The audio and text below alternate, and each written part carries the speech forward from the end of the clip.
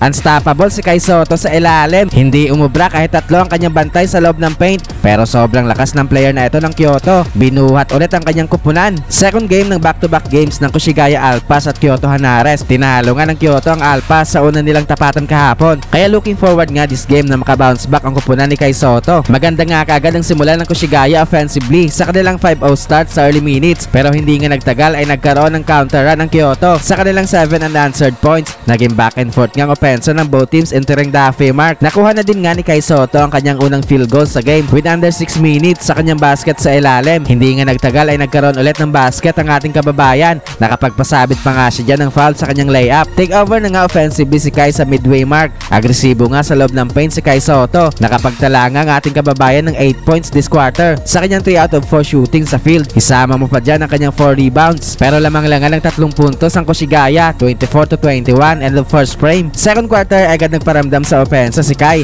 Gandang setup sa kanya ni LJ Pick sa isang alley-oop dunk at may kasama pa nga yung foul. At nakompleto naman nga ni Kai ang kanyang 3-point play. Kontrolado na nga ng Alpas ang laro sa early minutes. Grabing effort ang pinakita dito ni Kai sa pag-save niya ng bola. Halfway mark ay paunti-unti nga ang pagbawas ng Kyoto sa lamang ng Kushigaya. Nakuha na nga nila ang kalamangan sa late minutes. Bigla naman ngang bumagal ang opensa ng Alpas. Tumuloy-tuloy nga ang mainit na opensa ng Kyoto patapos ang quarter. Nagkaroon pa ng and one opportunity si Kai sa late seconds at naipasok naman nga ng ating kababayan ang kanyang bonus shot. Pero lamang na nga ng 7 points ang Kyoto, 47-40 halftime. Nakaka 14 points na nga so far at 9 rebounds si Kai Sotto. Third quarter ay kontrolado pa rin nga ng Kyoto ang laro sa early minutes. Patuloy nga itong mainit na opensa ni Okada. Umabot na nga sa double digit ang kanilang lamang entering the halfway mark. Hindi nga makahanap ng spark offensively itong Kushigaya. Na-maintain nga ng Kyoto ang kanilang double digit lead this quarter kung saan hindi nga nagkakaroon ng stop defensively ang Alpas. Pilit naman ngang binubuhay ni Kai Sotto ang kanilang opensa na nagkaroon ng back-to-back basket sa loob ng paint sa 2-minute mark. Nakaka 18 points na nga so far si Kai Sotto pero umabot na nga sa 14 points ang lamang ng Kyoto, 72-58 end of third frame. Fourth quarter ay still no run para sa Kushigaya sa early minutes. Laging ang nagkakaroon ng counter ang Kyoto sa mga baskets ng Alpas. Entering the halfway mark ay biglang to make over sa opensa ng Kushigaya sa Team Suarez para ibaba sa 6 na puntos ang kanilang hinahabol. Hindi pa nga pinapasok sa quarter na ito si Kai Sotto. 4-minute mark ay dito na pinasok ang ating kababayan pero hindi nga na-maintain ang Kushigaya ang kanilang run kaya balik na nga ulit sa double digit ang lamang ng visiting team.